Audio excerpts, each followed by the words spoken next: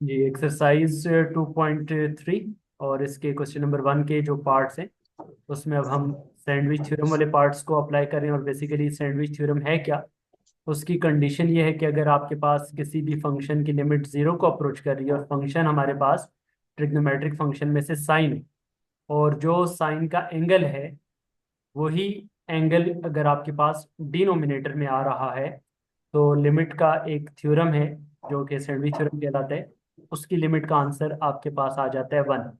इसका proper proof भी है, वो प्रूफ भी इंशाल्लाह हम करेंगे। तो ये आपके पास रिजल्ट एक नोट कर लें कि लिमिट अगर जीरो को अप्रोच कर रही है और ट्रिग्नोमेट्रिक फंक्शन में से ट्रिग्नोमेट्रिक फंक्शन कौन सा है, साइन, और जो साइन का एंगल है वही एंगल अगर हमारे पास डिनोमिनेटर में आ रहा है, तो इसकी लिमिट का आंसर हमारे पास किसके इक्वल आता है, 1 के इक्वल आता है। तो अब जो क्वेश्चन नंबर 1 के रिमेनिंग पार्ट्स हैं, part F, G and H, उसमें हमने इस थ्योरम को अप्लाई करने।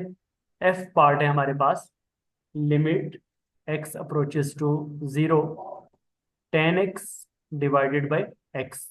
अब यहाँ पे टेन आ रहा है, तो टेन में अब अगर हम इसको ऑब्जर्व करें तो टेन हमारे पास होता है साइन अपॉन कॉस। टेन पे तो सैंडविच थ्योरम अप्लाई नहीं हो सकता, वो तो सिर्फ साइन पे अप्लाई होता है।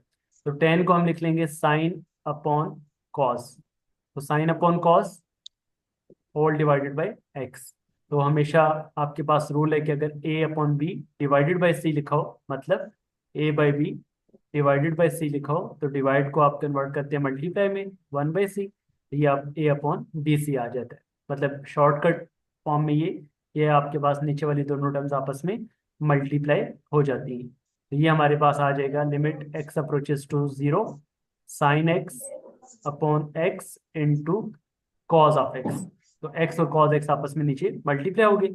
इसको आप अलग अलग फॉर्म में भी लिख सकते हैं। It can be written as limit x approaches to zero, sine X divided by X dot 1 by cos x.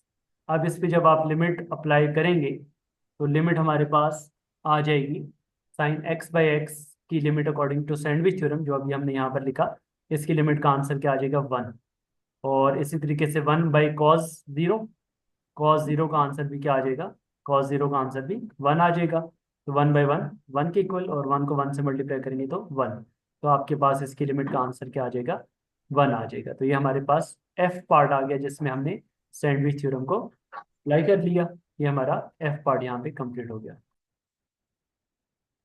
Ji, ji part है हमारे पास, और इसमें हमारे पास ट्रिग्नोमेट्रिक फंक्शन सीकेंट आ रहे, limit x approaches to zero, secant x -1 divided by x secant x.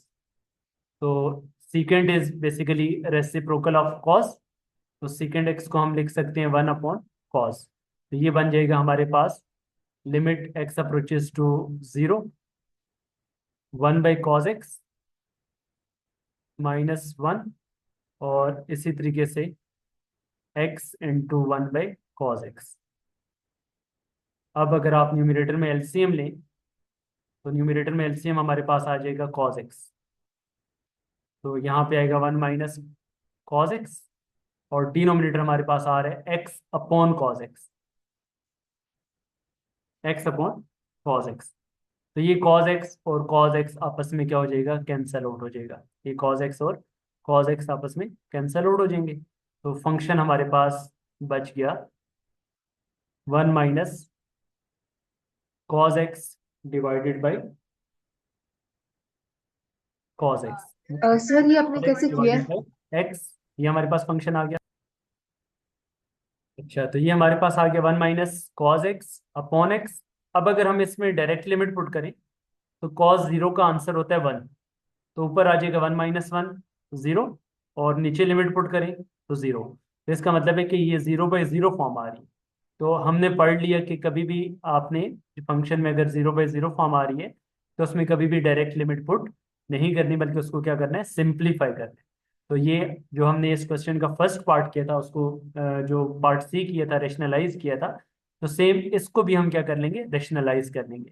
तो इसकी रेशनलाइजेशन क्या होगी कि 1 - cos x आ रहा है, तो इसको आप 1 + cos x से मल्टीप्लाई और डिवाइड कर देंगे। वन प्लस कॉज एक्स से इसको हम मल्टीप्लाई और डिवाइड करेंगे, तो ये हमारे पास इसकी जो लिमिट है न्यूमिरेटर में आ जाएगी 1 - cos x into 1 + cos x पे हम आइडेंटिटी अप्लाई कर लेंगे, 1 - cos² x, और 1 - cos² x हमारे पास आ जाएगा इसके इक्वल sin²x। तो sin²x को फिर हम फर्दर लिख सकते हैं sin²x upon x into 1 + cos x, और ये हमारे पास आ जाएगा limit x approaches to 0। sin²x को आप लिख लेंगे 2 मरतबा sin x अपॉन x, और 1 मरतबा आप इसको प्रोडक्ट फॉर्म में लिख लेंगे sin x upon 1 + cos x। तो ये हमारे पास sin x अपॉन x की लिमिट क्या आ जाएगी 1, इसकी लिमिट 1 आ जाएगी, और इधर आ जाएगी sine of 0 divided by 1 + cos of 0। तो ये बनेगा साइन 0 की वैल्यू 0 होती है, और कॉस 0 1 हो जाएगा, 1 + 1 2, तो 0 डिवाइड बाय एनीथिंग 0, तो 0 इसका फाइनल आंसर आ जाएगा।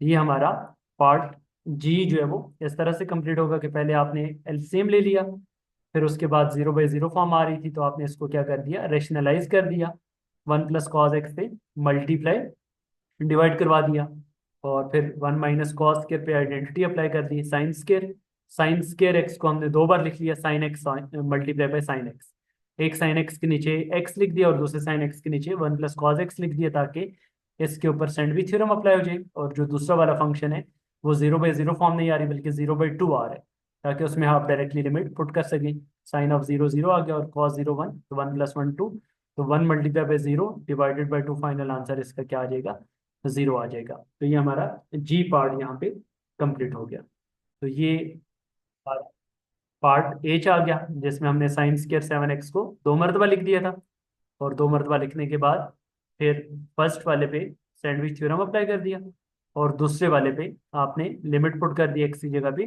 0, 7 × 0 0 आ गया, साइन 0 का answer 0, 1 multiply by 0, so ji H part का हमारे पास फाइनल आंसर क्या आ गया है, तो 0 आ गया। तो इस तरह से सैंडविच थ्योरम से रिलेटेड हमने क्वेश्चन नंबर 1 के रिमेनिंग पार्ट्स कंप्लीट कर दिए।